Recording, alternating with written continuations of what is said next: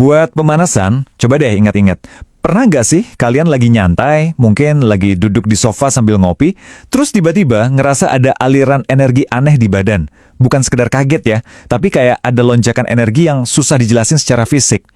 Nah, yang bikin tulisan Syekh Muhammad Zuhri ini unik, beliau nggak mulai penjelasannya dari konsep mistis yang awang-awang, melainkan persis dari sensasi fisik sehari-hari kayak gitu.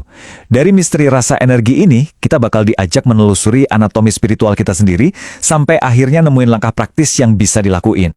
Biar gampang ikutinnya, ini peta jalan kita. Pertama, mengenal fenomena energi ahwal. Kedua, 3 jenis ruh manusia. Ketiga, Mi'raj versus proses kematian. Dan keempat, langkah menuju Mi'raj.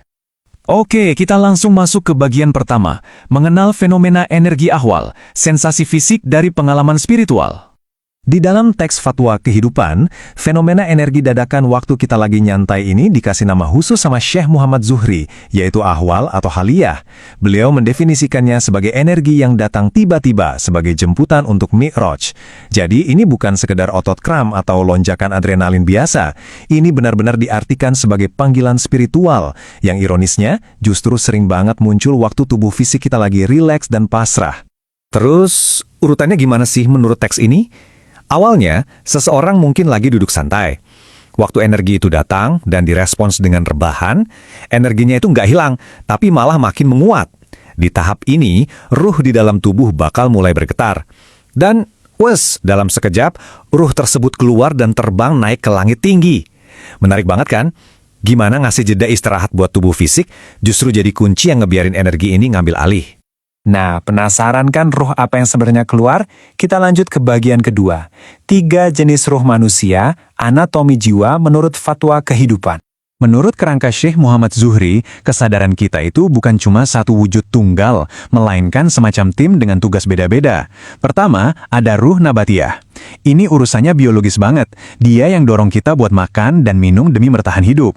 Kedua, ruh hewaniyah, yang ngatur insting dasar kayak dominasi dan keinginan bersetubuh buat kelestarian spesies. Nah, yang ketiga ini bintang utamanya, ruh insaniyah. Ini adalah ruh yang kapasitasnya jauh menembus urusan fisik duniawi. Ruh yang diklaim mampu ngelakuin Mi'raj dan benar-benar mengenal Tuhannya. Ini nih poin yang paling krusial buat dipahami. Hanya ruh insaniyah yang ngalamin Mi'raj, sementara tubuh fisik tetap hidup. Ini ngejawab pertanyaan logika kita soal kok bisa? Waktu seseorang ngalamin ruhnya melesat terbang, tubuhnya yang lagi rebahan tadi nggak berhenti napas, kawan.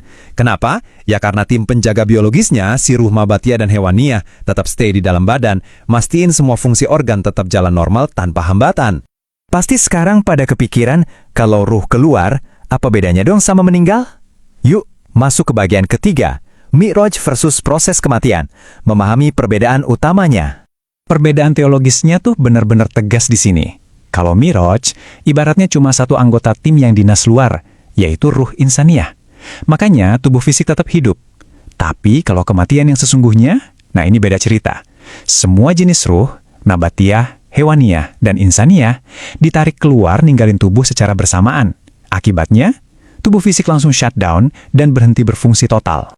Teksnya juga ngasih satu istilah penting lagi buat melengkapi anatomi ini, yaitu nafs atau jiwa. Jadi, waktu proses kematian tiba dan ketiga ruh tadi terlepas dari badan, mereka ini bakal bersatu. Kesatuan dari seluruh jenis ruh inilah yang akhirnya membentuk apa yang disebut sebagai nafs.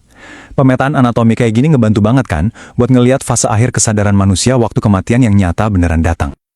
Oke, teori anatominya udah beres. Sekarang kalau mau dipraktekin gimana? Masuk ke bagian keempat, langkah menuju Mi'raj, jalan praktik spiritual. Ada satu hal yang sangat memberdayakan dan jujur aja bikin optimis dari teks ini. Menurut Syekh Muhammad Zuhri, Mi'raj itu bukan kemampuan super eksklusif yang cuma dipunya sama segelintir orang suci terpilih. Nggak sama sekali. Beliau nekanin banget kalau semua orang punya kesempatan dan potensi yang sama. Ini ngubah pandangan kita dari yang tadinya mikir ini mustahil, jadi sebuah potensi kesadaran yang terbuka lebar buat siapa aja. Tapi ya, punya kesempatan yang sama bukan berarti gampang diraih. Teks ini ngasih semacam cetak biru lewat 4 langkah wajib. Pertama, harus berguru. Kita butuh mentor spiritual. Kedua, harus tawagu, alias rendah hati.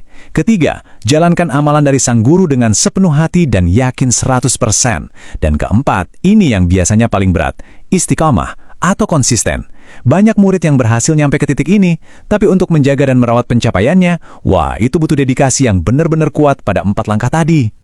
Dan dengerin ini, ada satu penegasan yang menurut saya mind-blowing banget dari tulisan beliau. Semuanya akan terjadi dalam keadaan sadar, bukan bermimpi. Jadi pengalaman spiritual tingkat tinggi ini, saat jemputan energi itu datang, dan ruh insaniah melesat, bukanlah sekedar halusinasi, bukan ngelindur, atau kembang tidur di alam bawah sadar.